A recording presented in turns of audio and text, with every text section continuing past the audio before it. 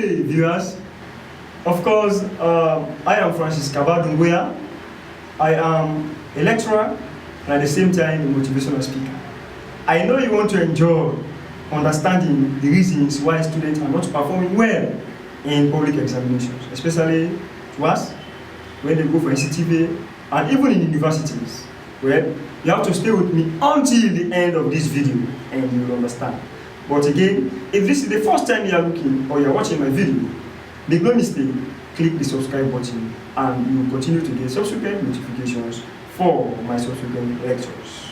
Ladies and gentlemen, our topic today is going to be very interesting and it looks at the reasons, the factors that are responsible for students failing continuous assessments in examinations.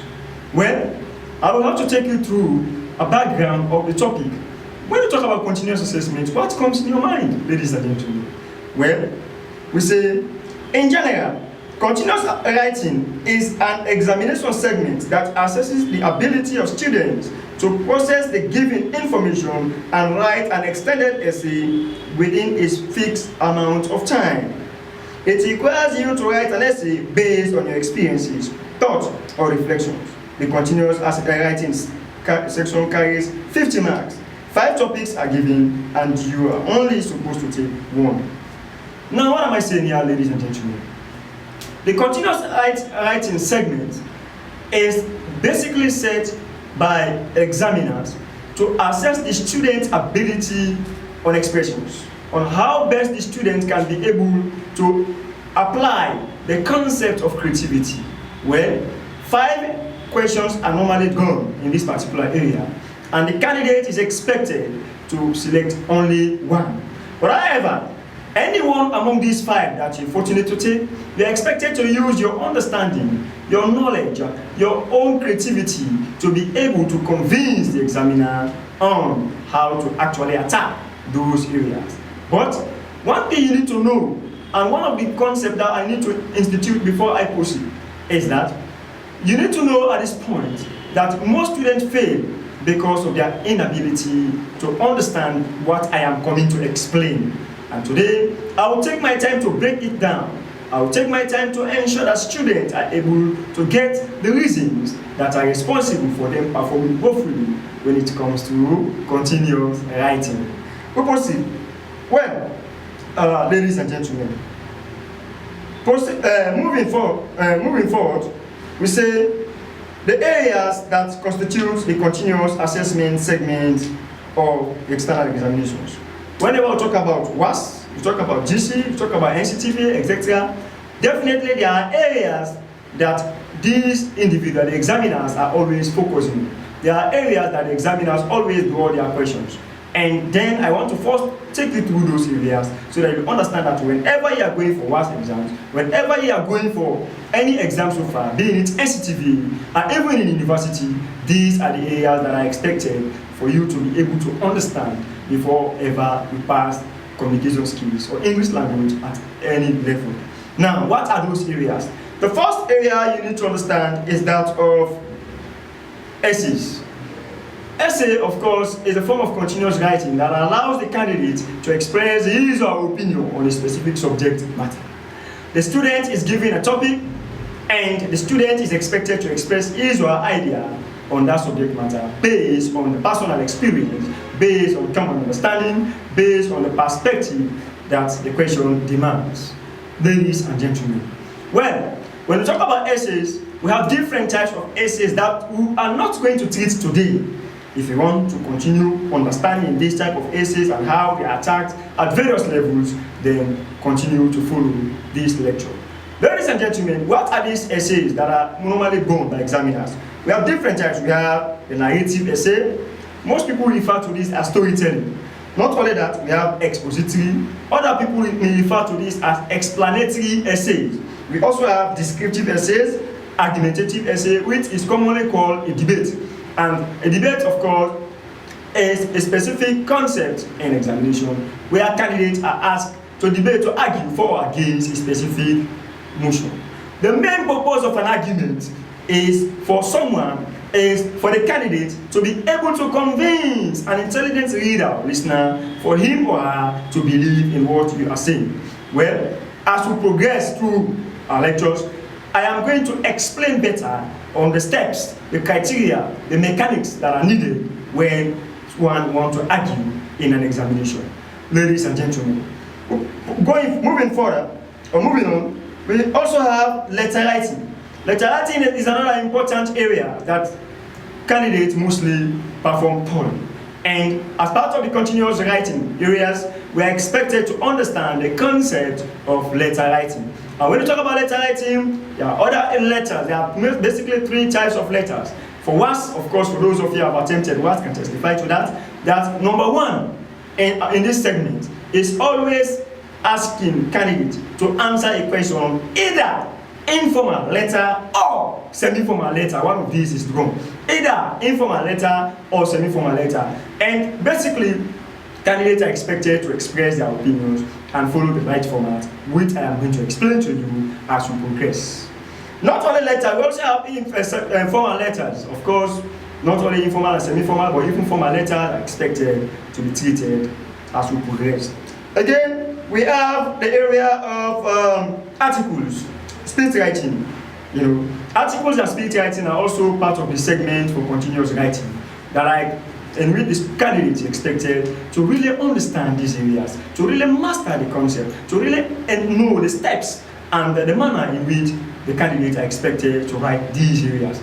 However, as we progress, I am going to digress more on them.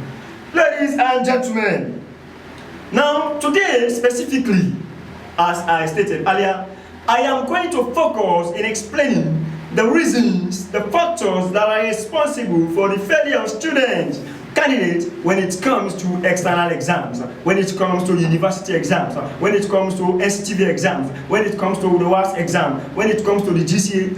All those areas, all those reasons that I will be giving today will help candidates to understand why they have been failing. However, why am I more focused in giving reasons rather than coming to teach the areas? Let me make you understand this. However, scholars believe that if you want to be wise, you must always listen to 2 people. The wise, so that you learn how to become a wise man, and also you must listen to the fools, so that you learn how not to become a fool. Now, ladies and gentlemen, it is my duty here to explain why students have been failing, because even if I lecture those areas, even if I come and explain letters, explain stories, the narrative essays, students will still continue to fail if I fail to identify the reasons, if I fail to identify the factors. And that has been the problem, as tutors are only focusing their attention in explaining these concepts, but failing to outline, failing to identify some of the factors, some of the reasons that are responsible for the failures of students during external examinations. That is why I'm focusing on that. So, however, ladies and gentlemen, we are now moving to those reasons. What are the reasons that are responsible for the failure of students in continuous writing in external exam or any exam so far? Okay? One of the reasons or one of the factors is that of misinterpreting and or misunderstanding the topic set. Most candidates tend to deviate from the content of the question. A candidate is expected to focus on the question asked and is not expected to go out of topic. Very important. Most candidates, they answer questions that are total, they give answers to questions that are not even part of the question that they have been asked. What am I saying here? Most candidates tend to deviate. And mind you, WAEC or any other examining body that is marking your paper always considers a specific format to mark. And among those formats, we have the content. See that? The content.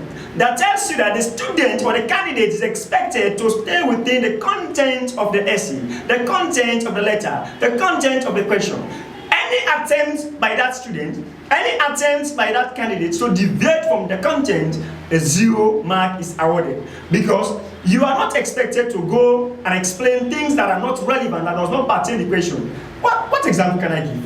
In 2010, a question was drawn. The candidates were asked. The question says, You have transferred from one vicinity to another vicinity.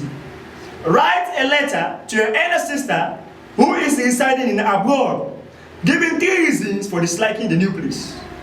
Well, most candidates spend a lot of time explaining about the decency, or about how this indecent is their own environment, without giving the reasons why they actually dislike this environment.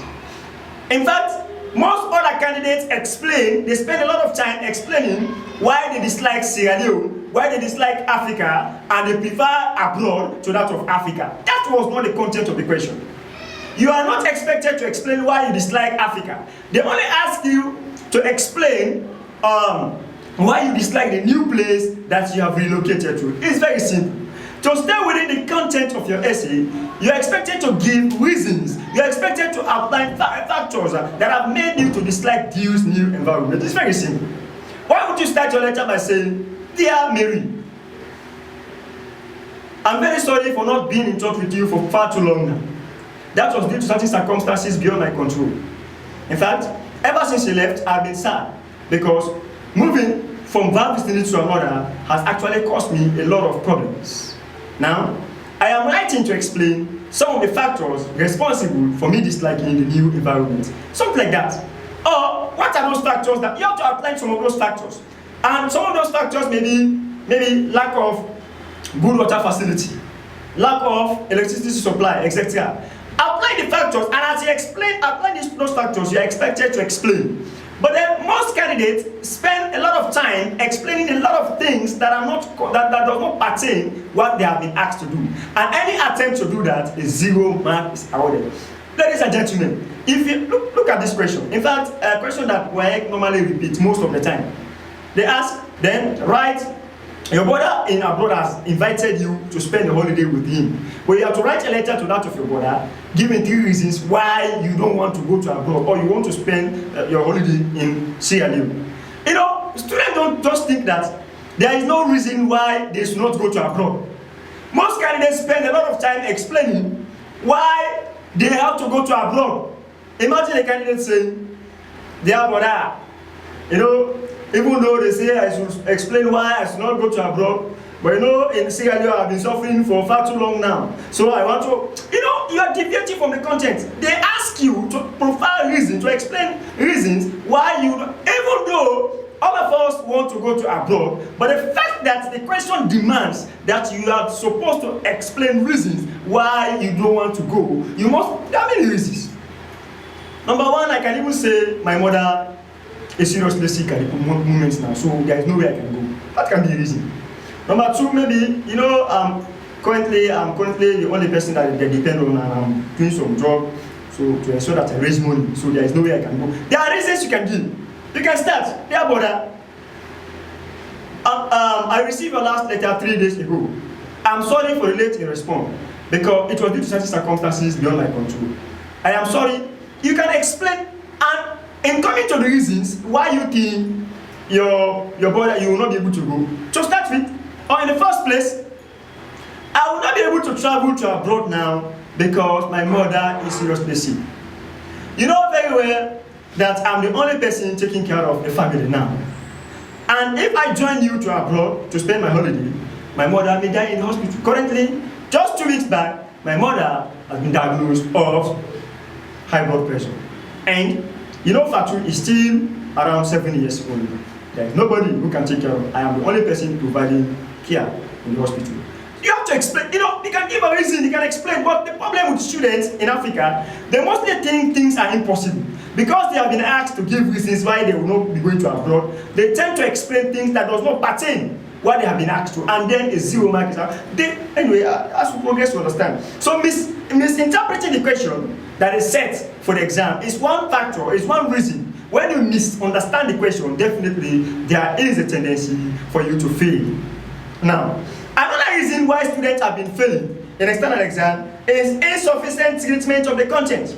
Why are we saying insufficient treatment of the content? Most candidates are not sure of what they do. They don't have sufficient knowledge over the topic they have chosen. Most candidates are lured by others into asking questions they are in solve. You see that? Imagine you just enter the hall, you want to take the exams.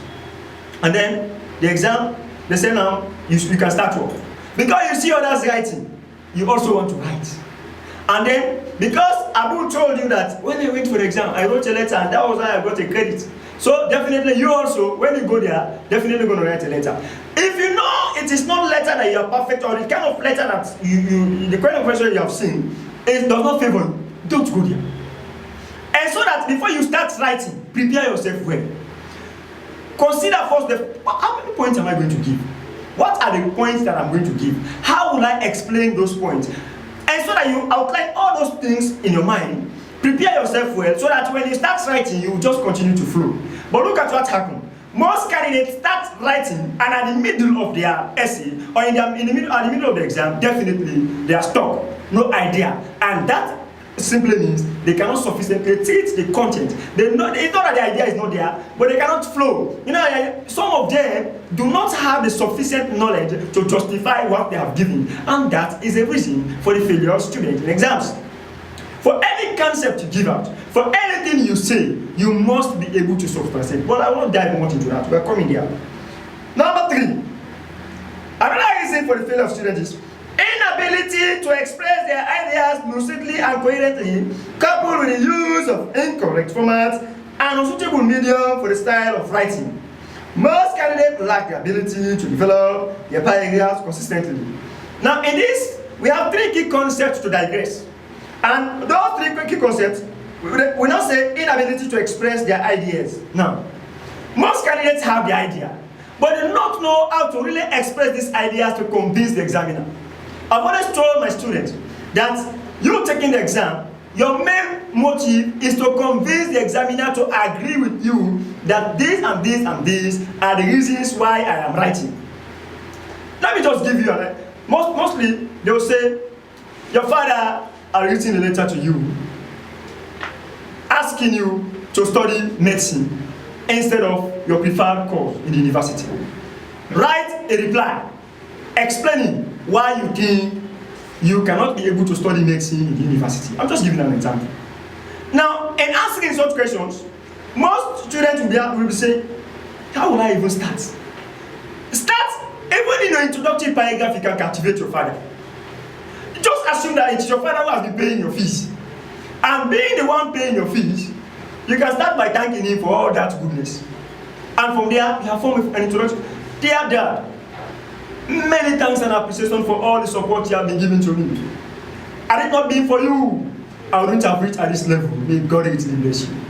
Well, when I received your letter 3 days ago, I felt very sad based on the fact that you are the only person who have been advising me, but now you have decided to change your mind.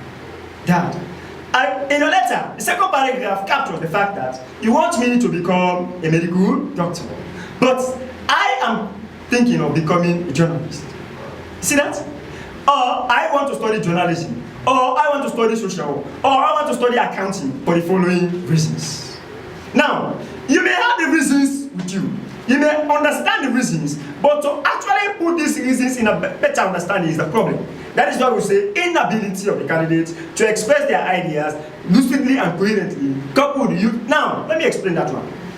If you now say reason number 1 why you think you are not going to write number 1. You are going to explain in paragraphs. But what are the reasons? Maybe reason number 1, I'm not a science student. That can be one reason why you think you cannot become a medical doctor. Number 2, maybe because I don't love this course.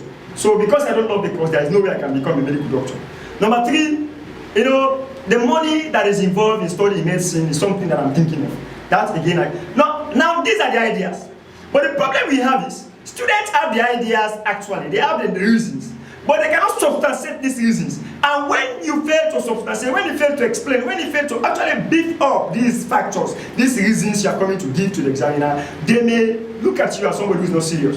Now, you start with the topic sentence. Dad, you know that I'm not a science student.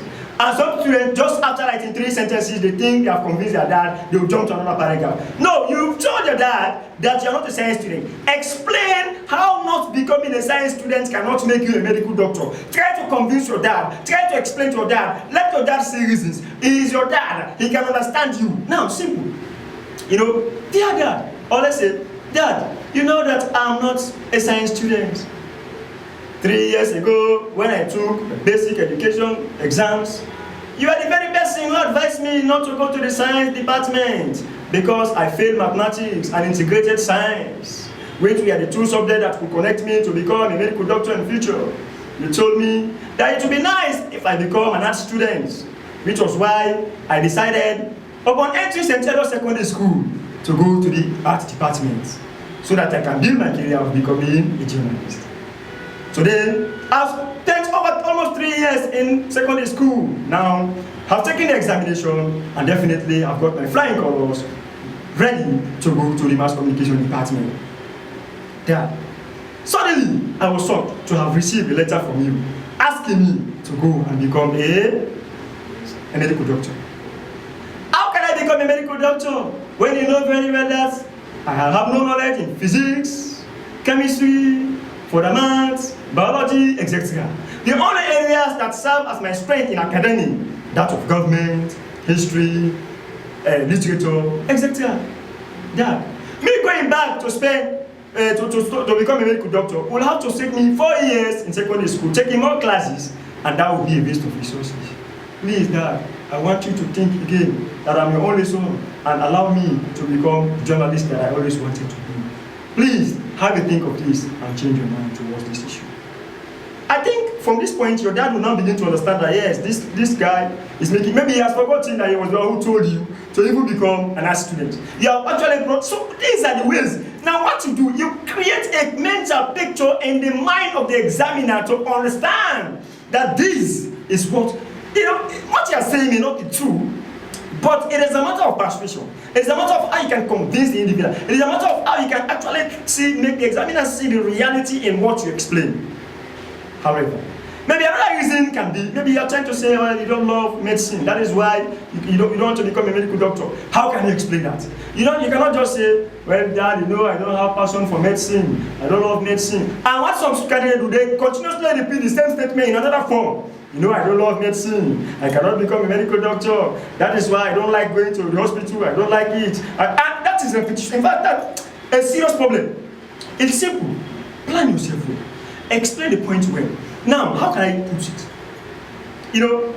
Dad, I hope you can remember that ever since I was a kid, I never had passion for medicine. In fact, that is why you always find it difficult when I'm sick to even administer treatment to me. Dad, 2 months ago, when Uncle Chemu was sick in hospital, I was almost 200 meters away. I couldn't reach because anytime I sensed I had the odor in the hospital, I always feel like vomiting. In fact, that automatically should tell you that I have no passion for studying medicine at all. In fact, I have no passion for studying medicine at all. Dad, but you can testify to the fact that even in the city, I've always been very, very much comfortable in the morning hours looking at CNN, BBC. Sometimes in your office, I will ask you to bring your newspapers so that I can go through the headlines for the day, just so that I can be abreast with the recent current affairs programs. My passion has been in medicine. My passion has been in journalism, and therefore, there is no way I can ever become a medical doctor. Dad, I know very well that you want me to become a medical doctor, but think about what happened to Pastor Louis Strong, Jr. Junior was forced to become a medical doctor when he wanted to become an accountant.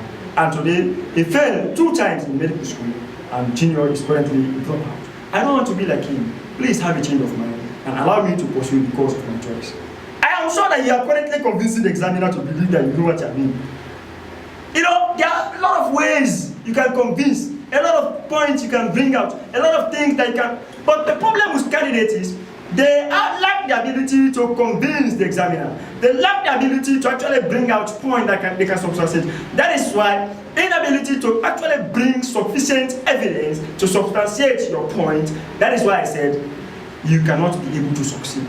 Some candidates have been given points, but their point, and let me tell you, yes, it is true that in writing, your paragraphs will not be too short. That one is very clear. You cannot just give a 2, 3 line, 4 line paragraph and you think you have convinced the examiner. Again, do not spend more time in one paragraph to the extent that it is almost going to 2 pages. No. Your paragraph should not be too short, neither should it be too long. If it is too short, it simply means that you do not know what you have to write. Automatically, it simply tells you that you don't know where you are going. But again, if it is too long, then it means you have included some irrelevant materials. Well, English is something that is not, but to progress, I'm going to clarify those areas. Ladies and gentlemen, number 4. We also said another reason for a student to pay is a poor grammatical expressions. This is a very serious problem. Poor grammatical expression. Most candidates encounter a lot of problems when it comes to maintaining the good grammatical expression. Of course, grammatical weaknesses are mostly found in the following areas. I like this area.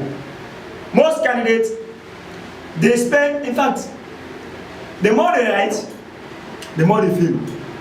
They spend more time explaining the content and attacking the question, forgetting that the examiners are more interested in the quality of the language they are producing from the work they are doing. The quality of your language counts. The quality of your language is what the examiners are interested in, because they are really going to shape that one. Mind you, you are going to be graded for what we call mechanical accuracy. And the mechanical accuracy aspect takes into account your grammatical expressions, the errors, etc. And for any error detected there, -half. This is a very serious thing. So we have to be careful. And the areas that normally students normally find problems, where the errors are coming from, prepositions, like that. The misuse of prepositions is one problem that has been affecting students for far too long now. We all know that prepositions are words that help form relationship, especially in sentences. For example, let me just take a few. We are going to digress on preposition one day as we progress in this lecture. Let's say on, for example, on, O-N. People misuse this one at will. And mind you, English language is not about how it is fit. That is where the problem lies. Most people want to speak English the way it is fit, not the way it is correct. And for any topic in English language, for any topic in grammar, it has principles, underlying principles that candidates must follow. You cannot say I don't have phone with me. That one is wrong. How can you say I don't have a phone with me, or I don't have money with me? Sorry. How can you say I don't have money with me? I don't have money with me. Automatically it is wrong. The with should be replaced with on. The correct way to say it is I don't have money on me. Perfect. How can you say he was stabbed on his back? Yeah, it looks fit. He was stabbed on his back. But grammatically, when you look at the preposition there, you cannot say on his back. He was stabbed at his back. You see that? At becomes the most appropriate preposition to fill in that. So you see, most of us will misuse these prepositions, and we tend to think that we are correct based on that. How can somebody be saying, stop beating around the bush? Around is not the right preposition to be there. You cannot say stop beating around the bush. No, that one is not correct. Whether you can say stop beating about the bush. About becomes the most appropriate preposition to be there. So you see that it is all, but that is what is correct. But as we progress, I will now I'll give you our reasons in subsequent lectures why those areas are wrong and why the others are considered correct. How can you say Arsenal has a game at hand? Arsenal has a game. That one is wrong. You cannot have a game at hand. You have a game in hand, so to speak. I know some people will be saying English is something that is very dynamic. It is changing over time, and we have to move along with it. That is what we must take into consideration. However, ladies and gentlemen, another area in the grammar where students find problem is the misuse of pronouns. I like that, especially personal pronouns. There are a lot of pronouns. We have the reflexive, we have the demonstrative, but personal pronouns are mostly being misused. People misuse personal pronouns because they think what they are saying is correct. But we have rules. A personal pronoun appearing before a verb must appear in what form? You must understand. Is it subject or object? Subject or object. You see that? We have the object form of personal pronoun. We have the subjective form of personal pronoun. And these things are very key. You cannot say, mostly when they ask people, Who is that? You will say, it is me. That one is wrong. You see, another problem that most students mostly encounter in the area of grammar is the misuse of pronouns. And when we talk about pronoun, we have different types of pronoun. We have personal pronoun, we have reflexive pronoun, we have demonstrative pronoun, there are lots. We have relative pronouns. But these pronouns are mostly being misused a lot. For example, somebody will ask a question, who is that? And the other will say, it is me. That one is wrong. The response is good. How can you say it is me? According to the rule of according to the rule of personal pronoun, it says when a personal pronoun appears after a linking verb, that personal pronoun should be written in what form? Subject form. You see that? When a personal pronoun appears after a linking verb, it should be written in the subject form. So the correct way to say it is that it is I, not it is me. The me is wrong. So when we follow the principles of grammar, I believe we are going to understand. So mostly we say things because we think they are correct. We say that, but then grammatically we have principles, we have rules, we have laws that we have to follow. And these laws are my primary concern. Because when candidates understand some of these laws, they will now tend to deviate from those mistakes and focus in doing the right thing. That is my primary concern here. So, but as we progress, we are going to unearth lectures that will combat and address some of these problems. Ladies and gentlemen. Another area that they have problem is subject-verb agreement. Subject-verb agreement is a very serious area when it comes to English language. Because most candidates lack the ability to actually ensure that their subjects agree with the verb. When the subject is singular, the verb is singular by adding s to that verb. You see that?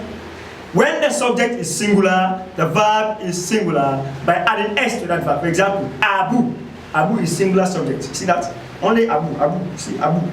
So now we say, if you want to use Abu in the sentence, you can say Abu likes eating. You see that? Likes. You see that? Likes. L-I-K-E-S. You see that? Automatically, Abu is one person. The verb like, you add s to it, it becomes singular, and Abu likes eating. You see that? But the moment you say Abu and James, it is not a plural subject. And when the subject is plural, the verb is plural by not adding s. You see that?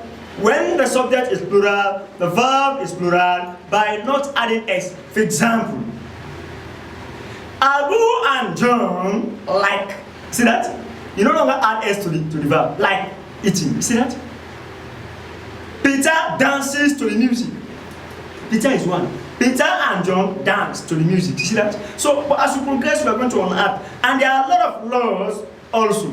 Because whenever I teach subject-verb agreement, I have 12 laws to give out to students. And those 12 laws will help combat the problem. Those 12 laws will help to solve the problem that are affecting students when it comes to this area. So I'll give you those laws as we progress. Just keep following the lectures. Ladies and gentlemen, we go. Another problem students encounter when it comes to the grammar is error of redundancy. That is talking about repetition. Most students, they don't understand, and they commit the error of redundancy frequently. How can you say, open the back book? The book is at the back now. So why should you say, open the back book? You have to use one of these. It is not good for you to be using a repetition. So use two words that have the same meaning. You see that? Most people will say it is a wrong mistake. Wrong and mistake are almost the same. So why would you say it is a mistake? Or why would you say it is wrong? Instead of saying it is a wrong mistake. That one, of course, most people can refer to it as tautology. Now, of course, I want to see the end result. And the result comes at the end now. Why would you say I want to see the result? Or I want to see the end. But you're saying I want to see the end result, END. It's sometimes confusing, and it is an error of redundancy. Somebody say, can you repeat again? Repeat again. But repeat is the same as again. You see, repeat again. Sometimes, can you repeat or comment? Sometimes you have to ensure that you understand how to use some of these words. Somebody will also say, reverse behind. No. The person is very. I received a free gift from John. Gifts are always free. Why do you need to add free there again? I receive a free gift. When you say I receive a gift, we all know gifts are free. You know how to pay for them. Not you say again, I receive a free gift. Those are all errors of redundancy that mostly candidates commit when writing essays. Ladies and gentlemen. Another problem they experience is chances. And that one is going to be a special lecture. Chances, talking about the present, the past. Some people do not even understand that, and they tend to commit a lot of errors when it comes to that point. Another problem they commit is that of unreal. They don't understand the error of us, what we call unreal past. You know, it takes a good student to know how to actually use these words in sentences. But grammatically, it has been agreed that when a candidate or when anybody uses the word it's high time, it is high time, it is about time, you have to be careful which verb comes next. If for example I say, it is high time I, see that? It is high time I. I've used it high time and I've used a personal pronoun I. The verb that comes next must appear in the past. See that? Even though I may be talking about the present, but because of the sentence I've used, the verb must be in the past. It is high time I visited Fatu today. See that? It is high time I visited. Now, because of the time I've spoken about, definitely I am going to use the verb visited. See that? Visited. It does not necessarily mean that I may be talking about the past, but that is just the rule of grammar. You cannot say, it is high time I visit you. Now, no, that one is wrong. Because of it is high time, I definitely, I can even say, it is about time we spoke now. See that? We spoke. You're correct, because it is high time and then we. See that? The subject is coming now. The personal pronoun. Definitely, the verb that comes next will have to be what? In the past. Like I said earlier, English is not about how it is fit. It is about how it is correct. That is the problem. And again, if for example, you want to use a verb immediately after time. You want to use the verb immediately after time. It is high time, and I want to use a verb. I don't want to use any pronoun. I don't want to use any name, any noun. Definitely, the verb that comes must be in the full infinitive. When you talk about full infinitive, what comes to the mind? A full infinitive is a verb that has to in front of it. For example, to go, to eat, to dance, to sleep. Now, when I say it is high time and I want to use a verb immediately after time, I will have to make sure that verb goes with to. And of course, in the full infinitive. For example, I can say, it is high time to go. See that? It is about time to eat.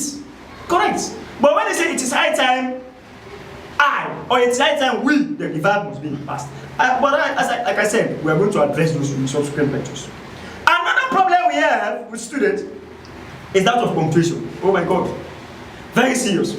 Some people, mostly when I lecture students, I tell them that punctuation marks are like academic ingredients. Just for example, when you prepare sauce, delicious sauce, and then you fail to add Maggi, pepper, or all the ingredients that are needed, the sauce will not be sweet.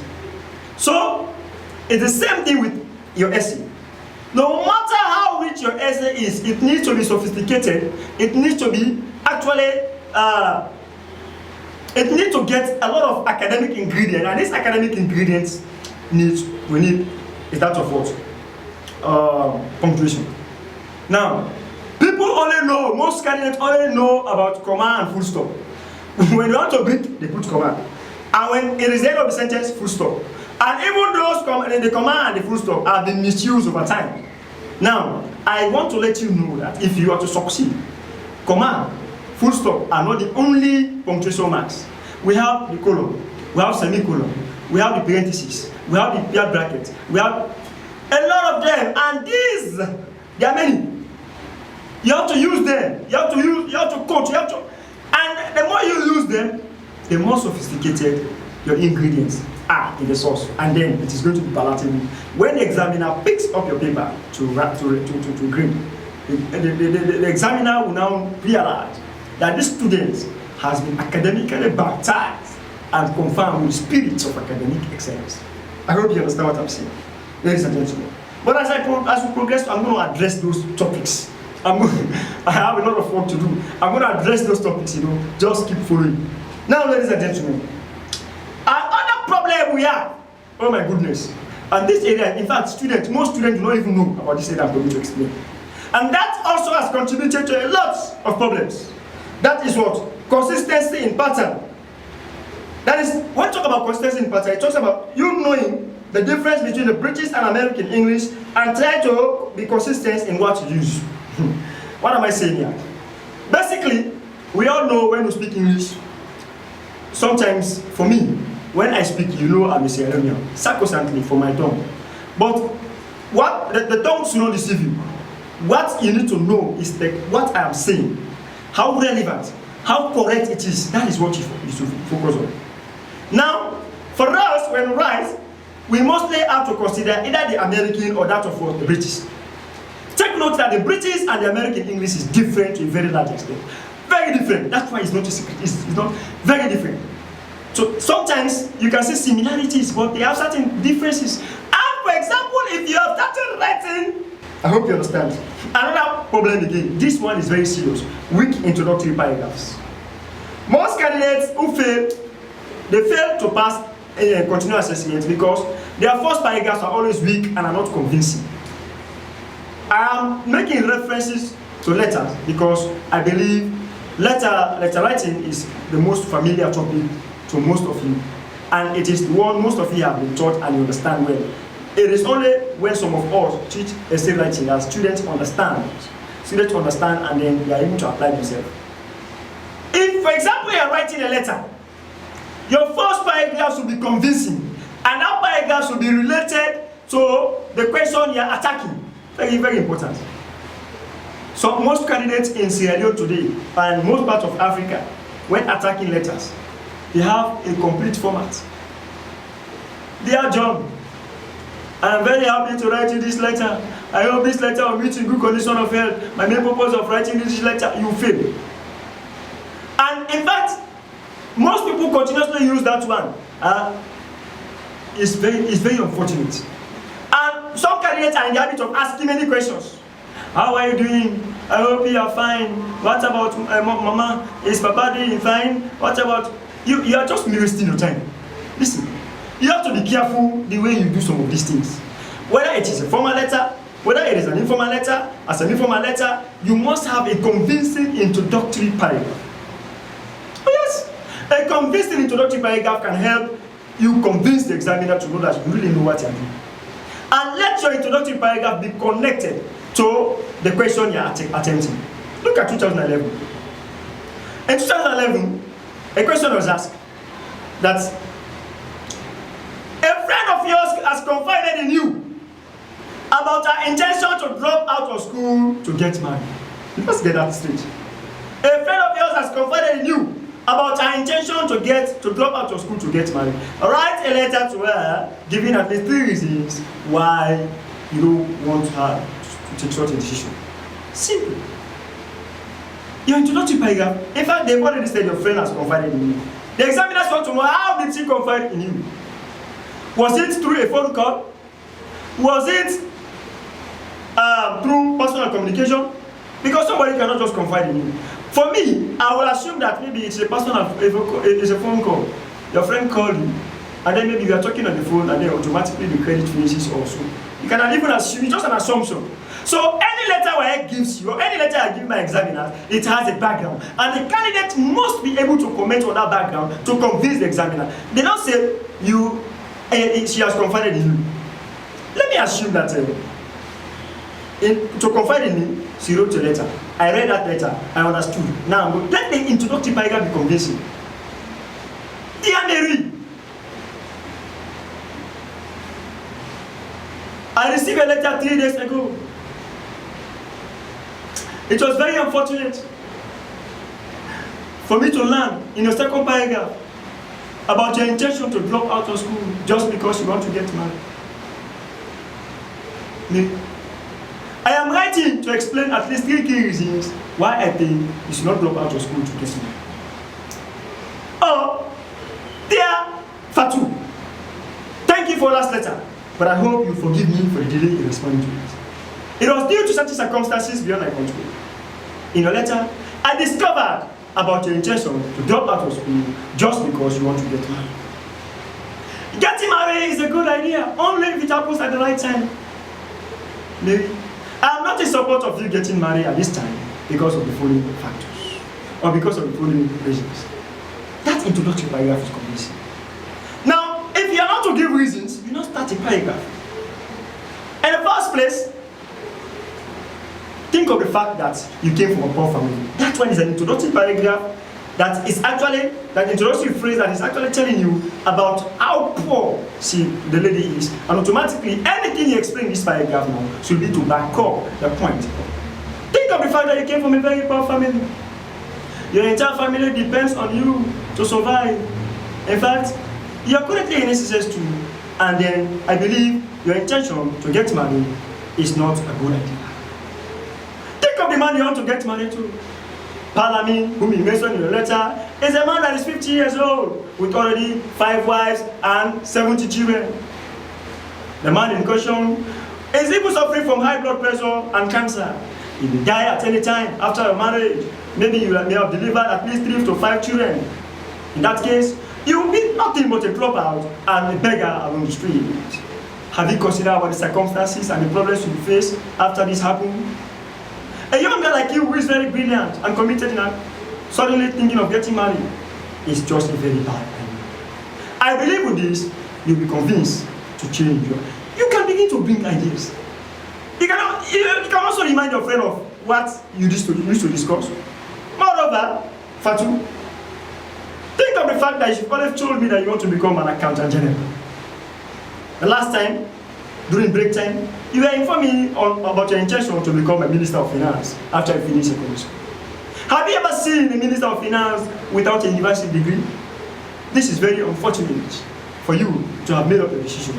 You can convince your friend, you can explain, you can bring issues. But the problem I have is, most introductory paragraphs are weak.